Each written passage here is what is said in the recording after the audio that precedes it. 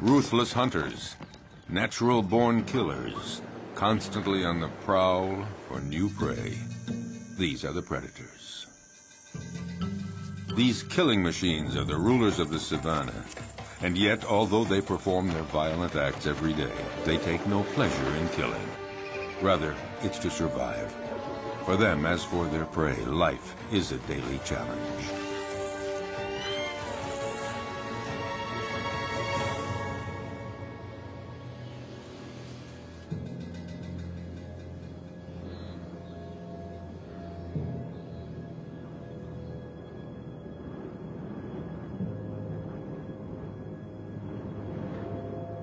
In the African savanna, right at the top of the food chain, are many species of big predators.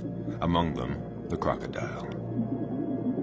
The only survivor of the dinosaur era, a crocodile can be virtually invisible to its prey. He will lie in wait, submerged, motionless, even for hours.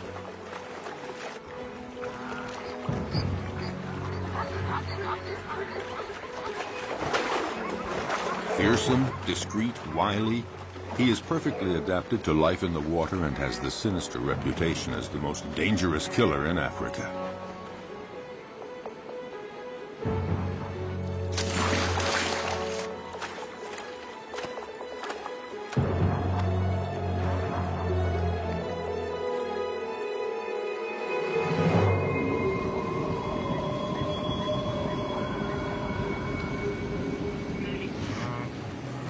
Predators have an essential part to play in the functioning of their ecosystems. By congregating at places where their prey can cause pollution, they limit proliferation, sparing other species that are few in number. Predators as a group, in limiting populations, help to preserve species that might otherwise eliminate one another.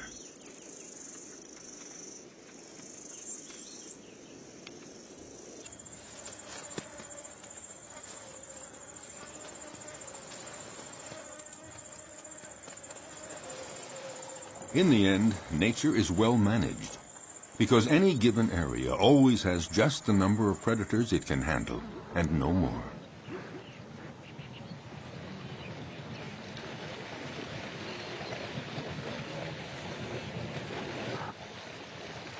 Each predator has its own way of hunting. Their strength and speed seem to protect them from many dangers, but their never-ending need for food, for survival, drives them constantly to keep hunting. Even when prey is abundant, chances of success are never sure. Often it depends on the strategy of the attack.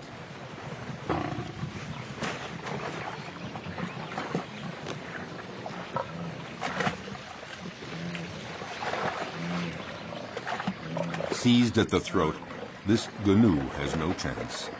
The lioness's jaws have broken its spine.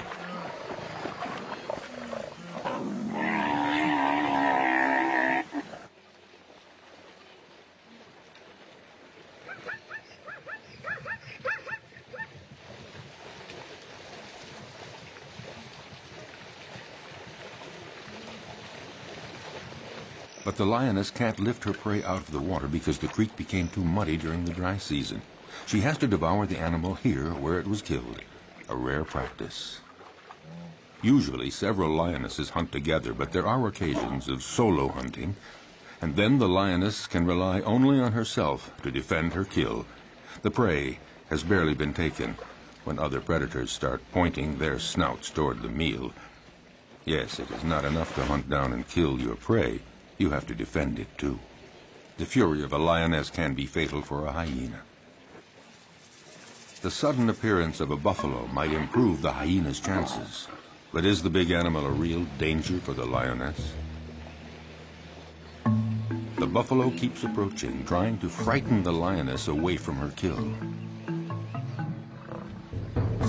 The herbivorous avenger forces the lioness to flee up a tree. High up in the acacia tree, she keeps a needle-sharp watch on what is happening below. Finally, the buffalo lets the lioness come down, and the hyena sees his chance evaporating. In fact, the hyena gives up. The lioness could return to the dead prey at any moment to finish her meal. No, the hyena would rather try elsewhere, where a family of cheetahs is hunting in the area. At one point, the contest threatens to become fierce unless the hyena is content to be a little patient.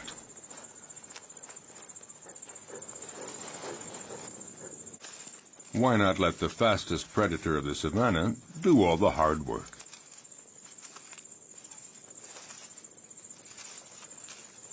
The female cheetah hunts alone because she can't count on her progeny. In this case, 3 teenagers. They're too young and too clumsy. Her hunting technique is simple. Just race to the prey as fast as possible and deliver a powerful swipe of the paw to throw the animal off balance. Once it's on the ground, the cheetah's powerful jaws sink teeth into the throat, and that's that. Once she sets off, there's no turning back. There is no room for error. Yes, this may be the fastest animal on Earth, reaching speeds of 100 kilometers per hour. That's 60 miles per hour. A gifted sprinter. But she soon runs out of breath and finds it hard to take the turns at high speed.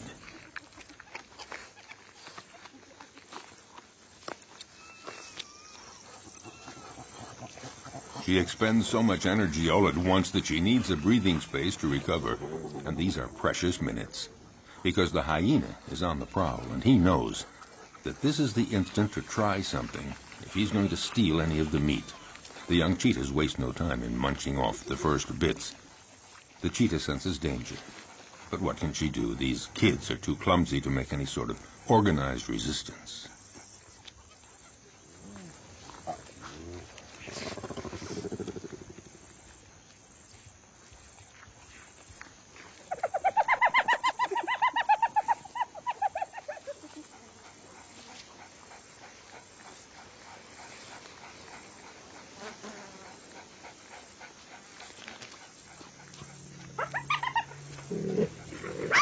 Their mother tries to put up a half-hearted bluff, but she knows that she and her offspring can't do anything against the hyena's terrible jaws and teeth, especially now with the smell of blood in the air.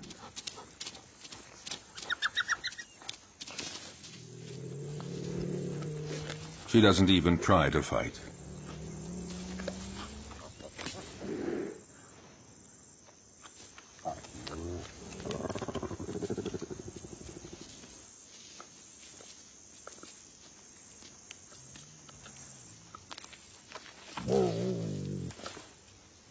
Her big meal is not for today. She's a spent force, and she knows it.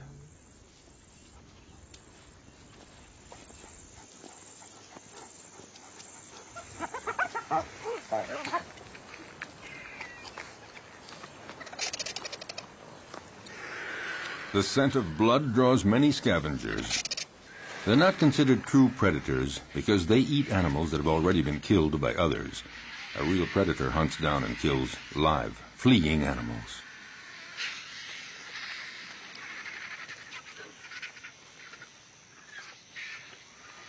As for the hyena, his patience has paid off, and he can eat to his heart's content. And that is apt to be a quarter of his weight, nearly 20 kilograms, 40 pounds of fresh meat. Of course, the vultures might invite themselves to take some of it.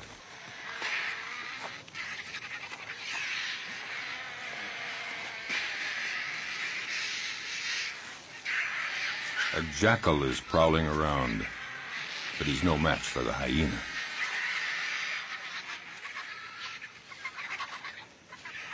He, in turn, will find his meal someplace else, since the vultures don't seem to be in a sharing mood, not even to give a morsel.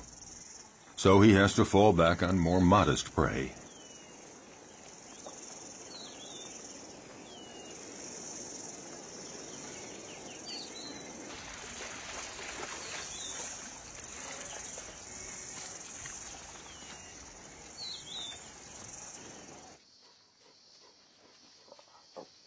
Lichens, or wild dogs, are also considered prodigious predators in the savannah, the equals of cheetahs and even lions.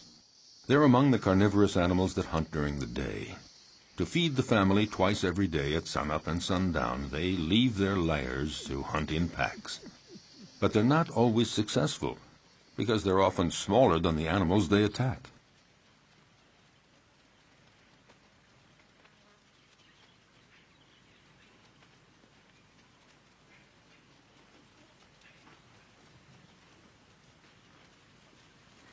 These creatures are classified between the dog and the hyena, and they're sometimes called hyena dogs.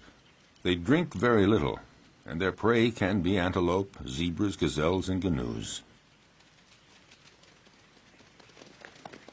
They're about the size of a big dog, but they're considered, perhaps, the most effective killing machine in the animal kingdom. They hunt in packs, like wolves.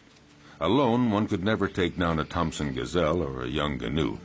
So it's vital that they hunt in packs, and this requires a well-planned division of labor.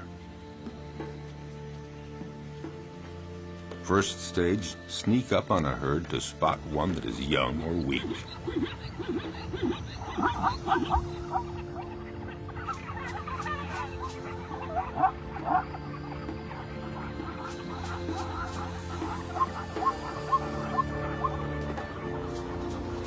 Next, chasing down in relays. They charge the herd to scatter it and isolate the victim. And when that one starts to flee, the wild dog at the head of the pack takes after it at speeds of 50 kilometers an hour, 30 miles per hour. Their strength is in their numbers. The chief directs the whole procedure, but actually getting the prey is seldom as easy as it first appears. They succeed in 2 out of 3 hunts. Zebras know how to defend themselves. Their hooves are hard horn, and they can use them effectively as powerful weapons against attacking predators.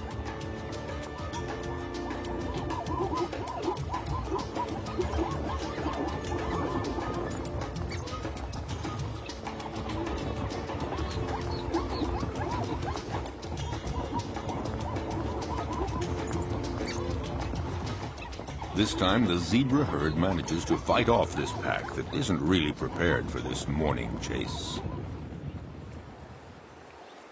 Herbivorous animals know how to put up a good defense. Elephants stand very tall, and they fear none. But the others have to learn the behavior patterns of their potential predators. They know when they're hunting and when they're not.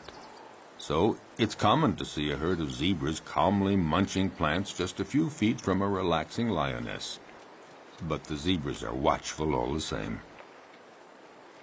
The stallion stands slightly apart like a sentinel. When he senses danger, he alerts the others with a whinny. Instantly, they all form a group and they flee together, with the stallion bringing up the rear, where he can nip the legs of the slow zebras to make them keep up with the others. But the greatest danger for all of them is crossing a river, because it's there that crocodiles lie in wait. If crocodiles are seen as the most frightening predators on the planet, it's because they're not only clever and strong, they have another weapon: their patience. They can go for months without eating, but after a fast like that, any prey passing within range of their massive jaws would have to be very lucky to escape. Armed with about 70 teeth, a thick body armor of scales, and powerful appendages that they can use to leap their full body length, their attacks are furious and frightening.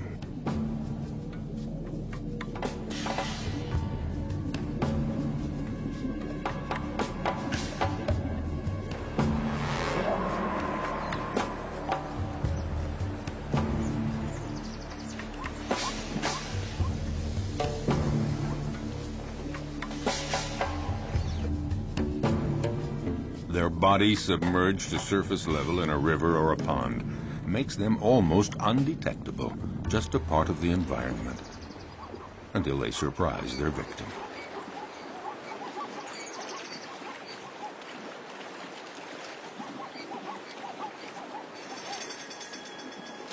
Buffalo, zebras, antelope, these are perfect prey. And slippery shoreline mud or steep riverbanks often make it hard for the prey to get away.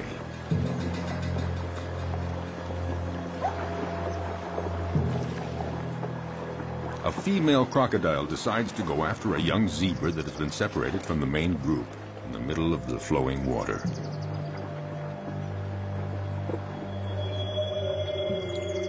It's not a fair fight. Alone, terrified and wounded in the river, the animal doesn't know where to go or how to get away. The female crocodile tries to drag the wounded creature down into the water, but the youngster is resisting ferociously. It's hopeless. The crocodile has to have a better hold. The prey might get away. Whatever it takes, she has to get a firmer grip with her jaws, and in those few seconds, the zebra could get away.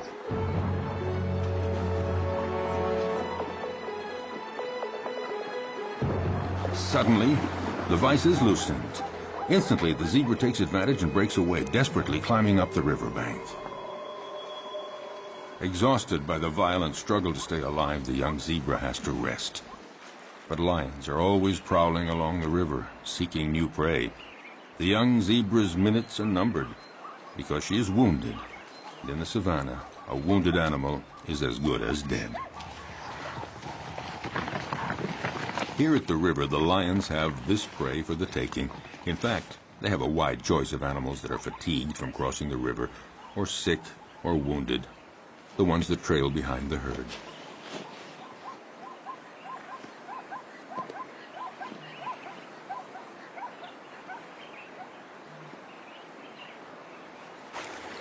As for the crocodiles, they gather around the only crossing point for the animals. A zebra sounds an alarm to warn the others. But the crocodiles are well aware. They know all they have to do is lie in the water and wait. Sooner or later, the next grazing animals will give in to the strong temptation to cross. It might be Thompson gazelles, eager to find that greener grass on the other side. For them, crossing the river is a real adventure. They're too small to resist the current. They wait, hesitating to take the first step.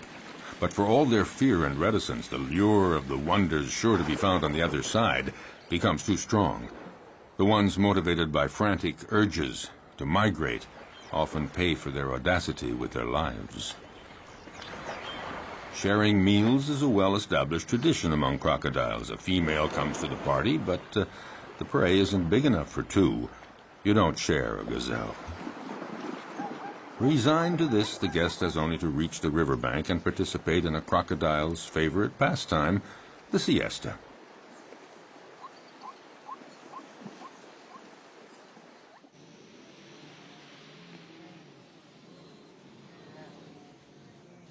But during the mass migration across the Masimara Plains, danger comes not only from crossing the river, it lurks everywhere.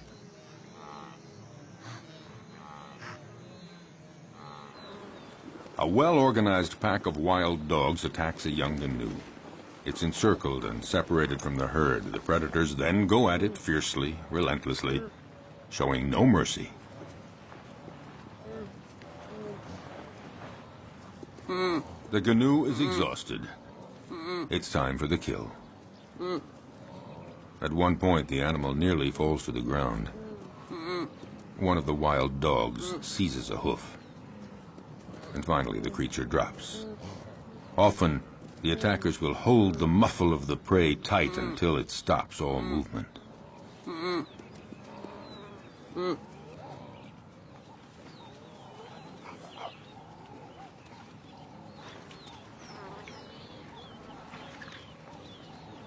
Now it just remains for the predators to share the meal. Back at the lair, a part of the meal will be regurgitated by the mothers to feed their young.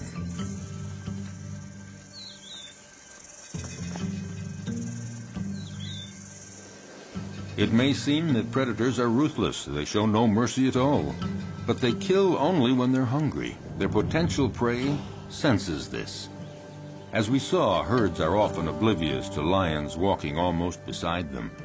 But if a herd senses that a lion is hungry, they are away and fast.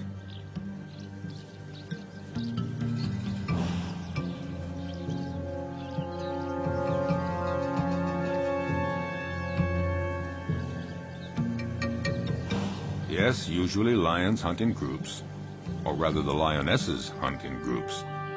Males take no part in the hunting. They are content to feast on what the females bring in. What lions like most are gnus and zebras, the slower animals that are easier to run down, not the gazelles and antelope. Actually, hunting any animal is always difficult.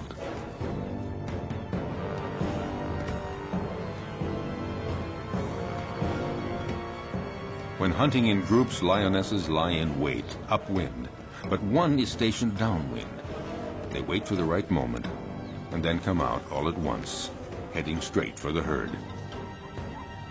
The targeted animal is, of course, terrified and runs in all directions. There's every chance that the ambush will be successful. It is said that the zebra has an anti-lion camouflage. When they're running fast and trying to get away from the lions, their stripes create an optical effect that makes it difficult for a lion to distinguish where one zebra starts and the other ends. Unfortunately for the zebras, the effect isn't very effective.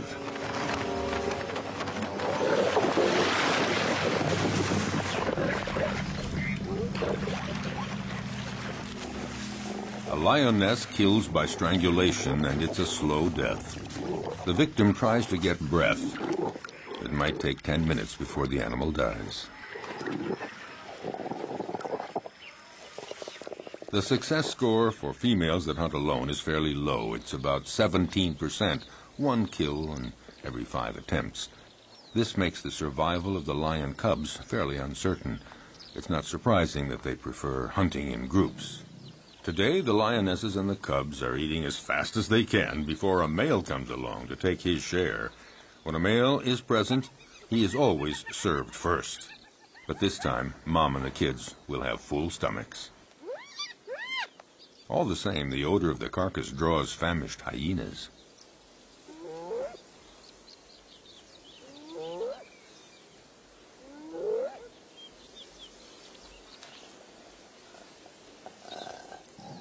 The banquet attracts envious neighbors. The hyena moves in closer, no doubt convinced that the moment has come to make his move. But the lionesses have no intention of letting him get away with it.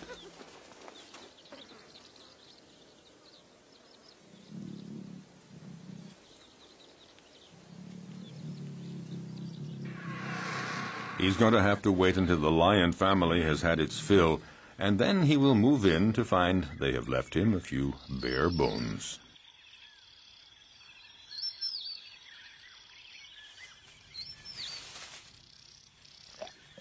No, not much chance that the lions will leave much for the hyena. Well, if there's nothing here, the hyena has to resume a solitary quest. Why not seek out tender prey, fresh meat, for instance, an unsuspecting, defenseless baby cheetah? For out in the wild, hostile nature, the lives of the young, whether predator or prey, are often precarious.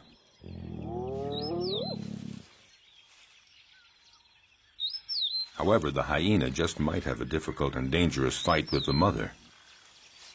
Intimidation, dissuasion, will he dare?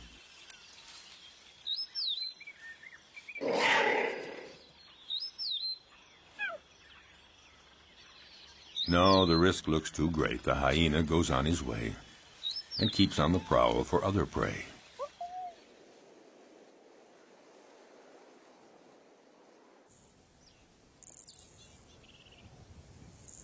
His courage seems to have deserted him for trying another attack. Off the hyena goes looking for any food to quell the pangs of hunger. Once the danger is over, the mother cheetah is required to leave her little ones and go off to hunt. But will they be there when she returns? In the savannah, cruel choices have to be made.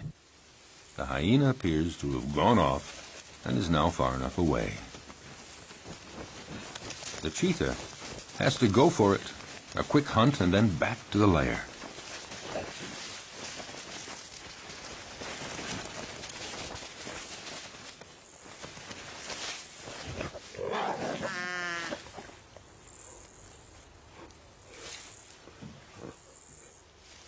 The hyena is watching all this.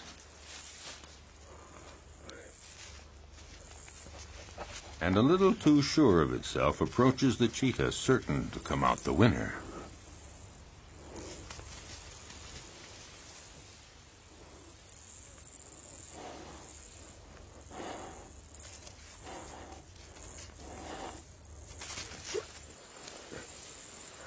But just then, a new character walks on stage, one that was not expected, a lioness.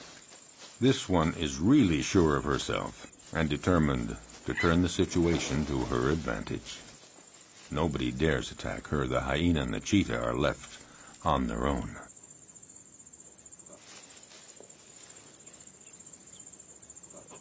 Indifferent, the lioness ignores them with the arrogance of a victor.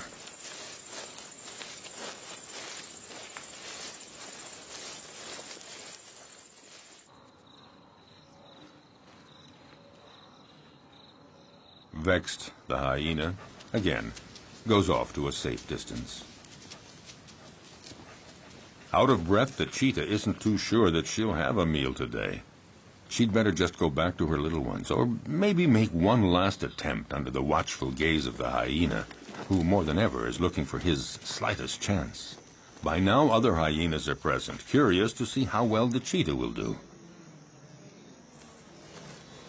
With energy born of hopelessness, the cheetah begins a frantic chase in pursuit of a canoe, but she lacks conviction and is too soon out of breath.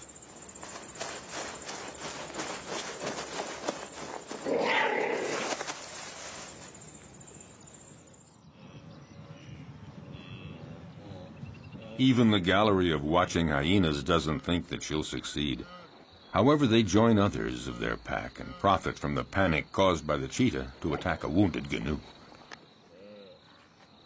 The lone hyena would very much like to join the party.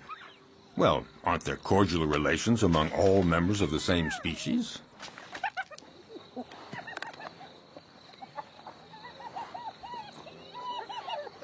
No cordial relations at all. A very strict social order determines relationships among individuals in groups of hyenas. The loner is not part of this group, so the dominant female directing the group chases him away in no uncertain terms.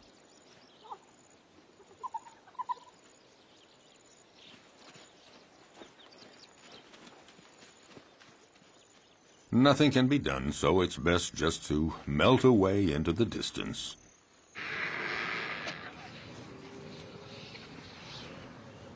The dry season is drawing to a close, and carnivorous animals are finding less and less game, and they're growing weaker. The hyena has been walking for a week, looking for food, doing anything to blot out the terrible pangs of hunger. He has just about enough strength to stand up and return to his lair.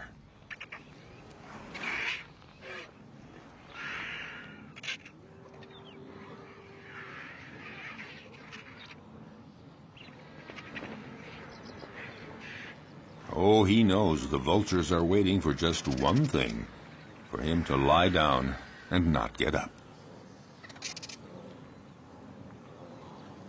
But hyenas belong to a species with incredible resistance. Gathering up all his strength, he sets off on his quest.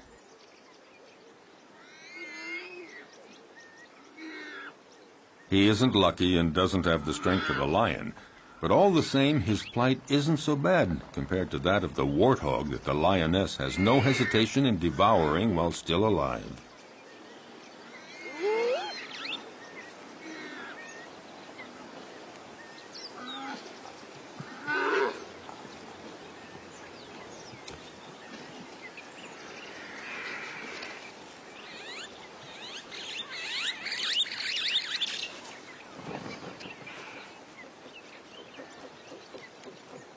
The hyena was right to wait around for a while.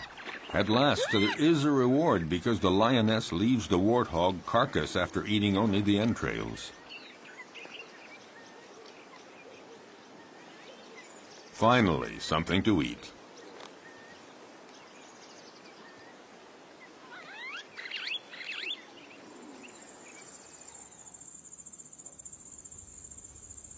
Even among lions, survival isn't always so easy, at least not for the cubs.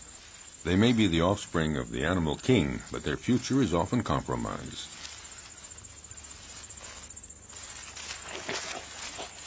Power and strength characterize the lion, but the cubs are vulnerable, and danger lurks everywhere, even within their own group. Actually, among the lions, everybody seems to be getting along with a certain intelligence. The females within a family are taking good care of the little ones. A female will submit to any sort of nuisance from the cubs, and will even take care of the ones that are not her own. So the females remain calm, but it's quite different with the males. They guarantee reproduction, and they protect the females and the cubs, but they can turn dangerous for the cubs. Unmindful of his tremendous strength, a male who's annoyed by a cub teasing him just might kill the youngster with a swipe of his paw. Lions like to live in a stable family group, and yet the young ones, especially the newborn, are always vulnerable. Prudently, a female about to give birth distances herself from the group and finds a lair where she can have her cubs. She wants to find a natural hiding place where hyenas and jackals and cheetahs can't get at the little ones, and to keep them safe from the male lions that might come to take them. A female may have as many as 6 cubs at a time, but only 1 in 5 will survive to adulthood. Cubs are most fragile during the first 20 months. Then they are young adults. The mother lioness has to leave her cubs in the hiding place and go out to forage for food, but she never knows whether when she returns she's going to find them dead or alive.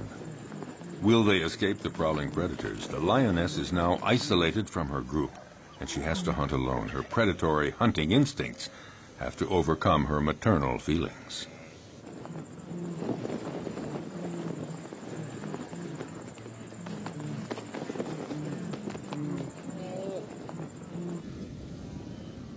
She must go off to hunt even though solitary male lions are prowling the area. They pose an enormous danger for the newborn cubs. If a male lion discovers them, he will probably kill them at once. Time is of the essence. The female must get back as quickly as possible.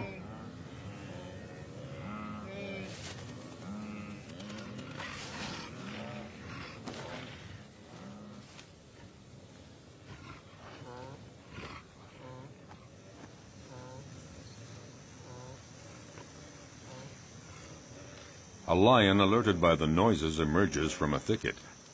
A male lion does very little in life. He sleeps and takes care of reproduction, protects the group, and eats to his fill whatever the lionesses bring in from the hunt. And usually he's first in line.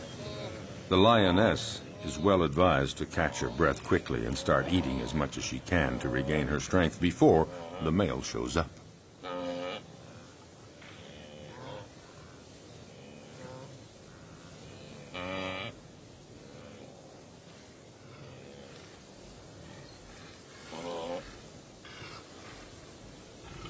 "5 kilograms, 10 pounds of meat every day. That's what every male or female lion requires for survival. But one might eat up to 35 kilograms, 70 pounds, at a single meal. The effort has been so strenuous, the lioness has to recuperate for a good 10 minutes before feeling strong enough to begin eating.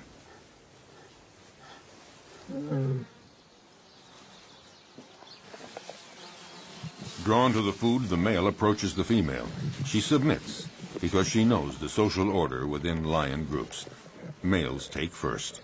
Hence the lion's share, and here it literally means that he takes all the best pieces for himself, and he takes them before anyone else in the group. A male lion can be the most powerful predator of the savannah if he chooses. He's fearless. No animal would ever approach his killed prey.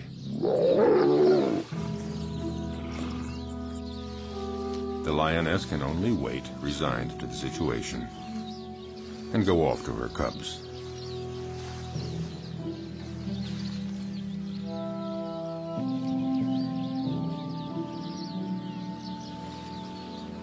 Returning from the hunt, the young mother lioness has to make her presence known.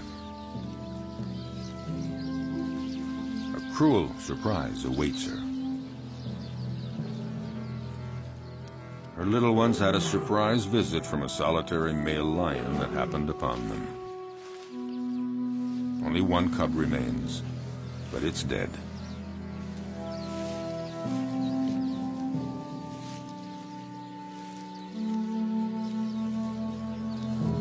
She takes it and wanders through the savannah for a long time.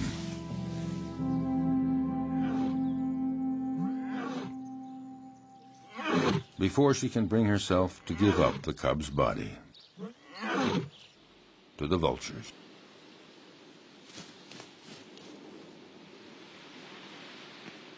Accused of killing for pleasure, predators have incurred a bad reputation, and yet, for over half a century, many scientific studies have proven their usefulness.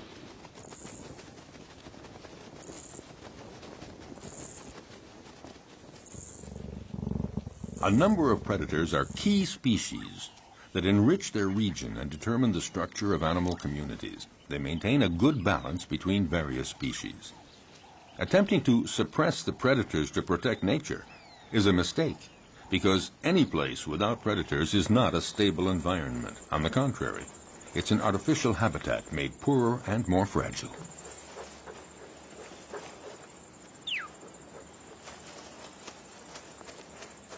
Following an implacable and ferocious law, by attacking the most vulnerable individuals, predators remove weak and sick animals from nature to the benefit of the stronger animals. For all that, the life of a predator is not so simple. Nature's implacable law applies to them, too. A sick predator, one that is wounded or not very good at the art of hunting, will in turn disappear.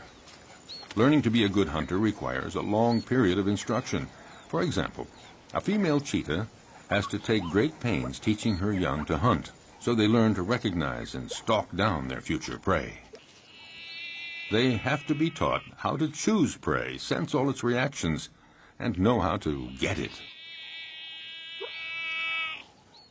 Most important, young cheetahs have to master the essential swipe of the paw that knocks running prey to the ground. As a rule, the cheetah is certainly a superb sprinter, but since they can't take the quick turns at high speed while running, they have to rely on striking their prey precisely and forcefully with one paw, throwing it off balance and dropping it to the ground. The students learn this by practicing on a young live antelope provided by their mother.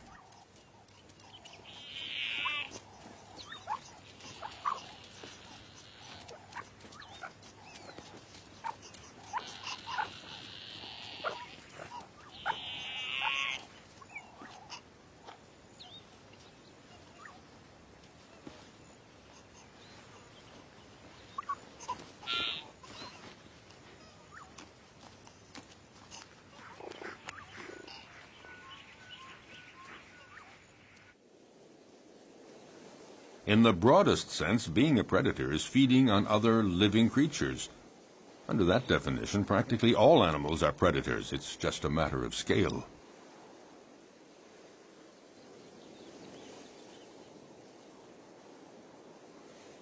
In the savannah, baboons are, for the most part, omnivorous. But sometimes they reveal themselves as accomplished predators. The males have no hesitation in attacking other mammals that they may encounter on their way.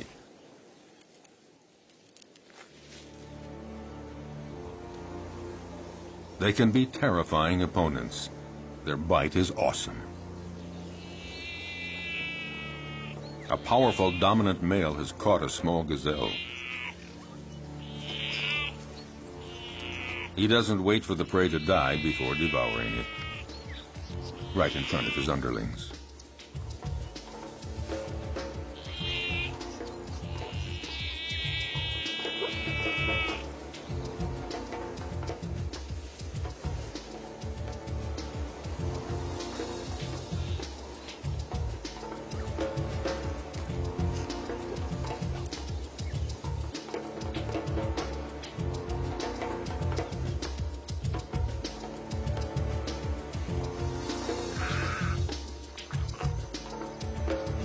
This male may leave a few scraps for others, but only after he's had his fill.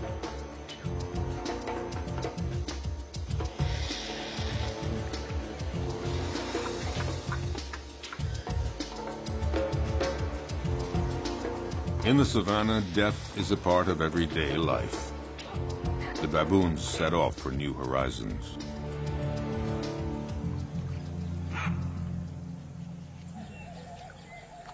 But predators are not limited to attacking weak herbivores. They devour other predators, and at every opportunity. Some animals are completely oblivious to the danger present along the riverbanks. Like young baboons, apparently, the smaller the predator, the more invulnerable they feel. Foolhardy or oblivious, The baboons have apparently decided to tempt the devil, and this particular devil is a crocodile. For the young ones, the game is approaching the riverbank as close as possible, but for the older ones, the most exciting provocation is in actually drinking from the river very close to a crocodile who's pretending to be asleep. It would seem that the one taking the greatest risk is matching himself against the most dangerous predator of the river. A youngster takes one chance too many, and things get dramatic.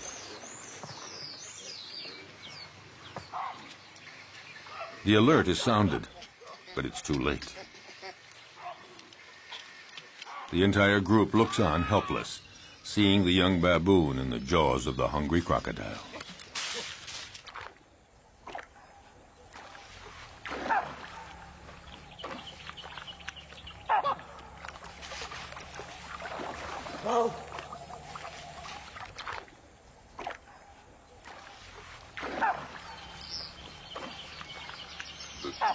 In the world of the predator, you pay for the slightest mistake.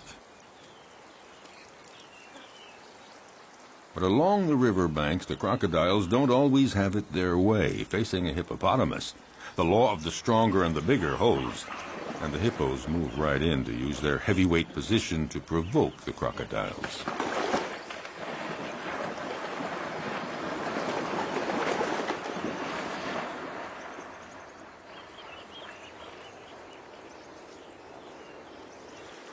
The hippos and the crocs live together in the river. The crocodiles may present no direct threat to the hippos, but all the same, they might go for a young, defenseless crocodile.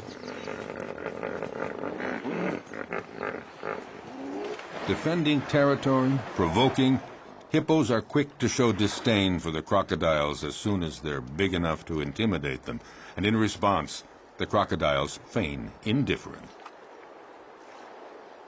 Even the youngest get in the game. On dry land, the adult crocodiles do their best to frighten the hippos.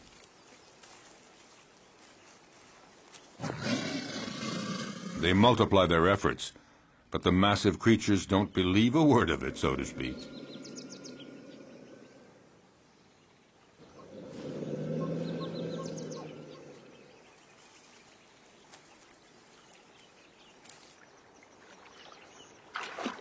If duels between adults held on land seem not really dangerous for the combatants, it's not the same in the river, when the crocodiles are again in their preferred hunting ground.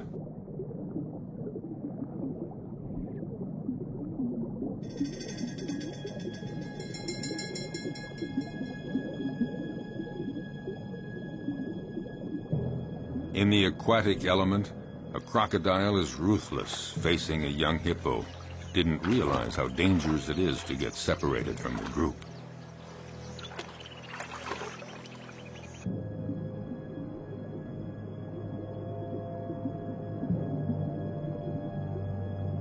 Cunningly, the crocodile approaches slowly.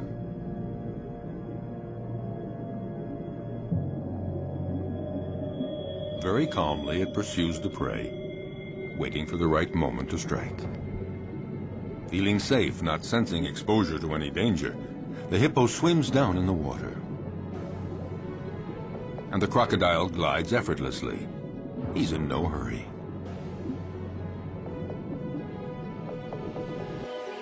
In this unequal pursuit, the two animals rise to the surface.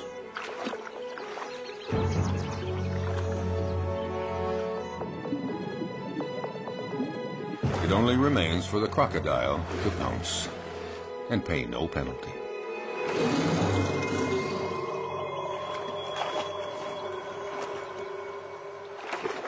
The only place to satisfy a thirst is in the river, and that's where every danger lurks. But nature isn't fair. Some risk everything, others face virtually no danger. Take the giraffe, gaining considerable protection from its great height. Still, it's in mortal danger drinking at the river, because it has to spread its legs, and in this uncomfortable position, the giraffe is highly vulnerable.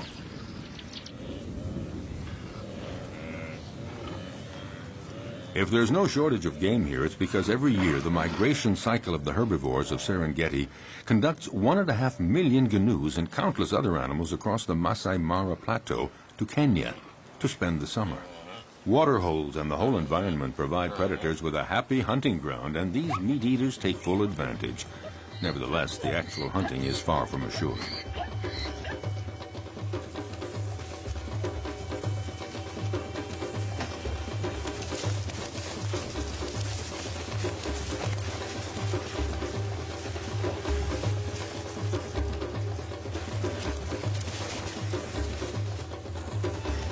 As always, some succeed and others fail, but it's not because there's no game. Some prey defend themselves with enough energy to repulse the most ferocious attacks. With 4 against 1, the cheetahs seem to have achieved their goal. But such combats don't always end as predicted. It would appear that the cheetahs have the advantage, but that doesn't take into account the endurance of their opponent or the canoe's instinct for survival.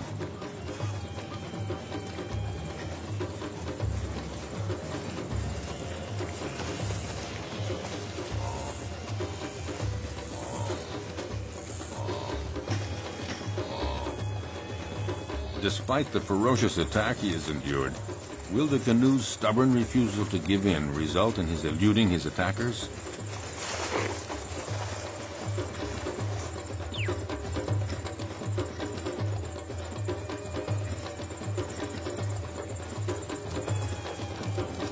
Thrown off balance by the canoe's sustained fury in managing to escape their claws and teeth, the cheetahs seem unable to administer the fatal blow.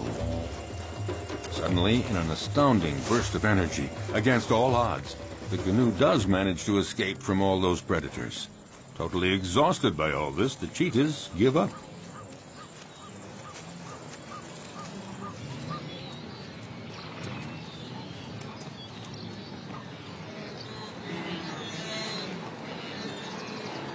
In this immense jumble of thousands of canoes and zebras and gazelles, as we have seen, the most fearful moments of their long migration trek come when they have to cross the river.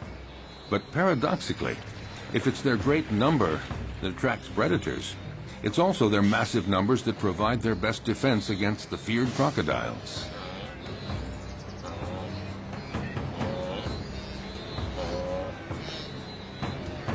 The canoes throw themselves into the river, where the crocodiles await them to conduct them to their doom. But there is such a density, so many animals churning in all directions. In this confusion of horns and hooves, the crocodiles are confused, unable to find a precise target. Some of them even stomp on crocodile heads in their frantic, panicky movements.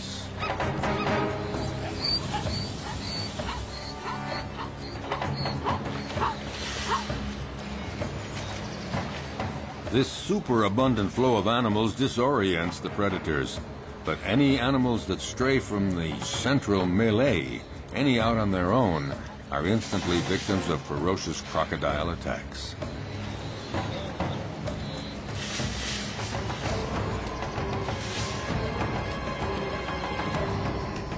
The prey is seized in a single leap, the victim rendered rigid by the pain of the bite, held firmly in those massive jaws, and the crocodile begins to devour the animal. Often several others quickly come to share the feast, unless the first crocodile can manage to plunge the prize to the bottom of the river. If there were not predators on the Great Plains of the African savanna, it would create a major imbalance in the proper development of the ecosystem. Nature creates a balance where each animal has its place in the food chain. All species reproduce and evolve according to a cycle that allows them to live together in the same territory. Without predators, some species would overdevelop to the detriment of others, possibly resulting in the extinction of species.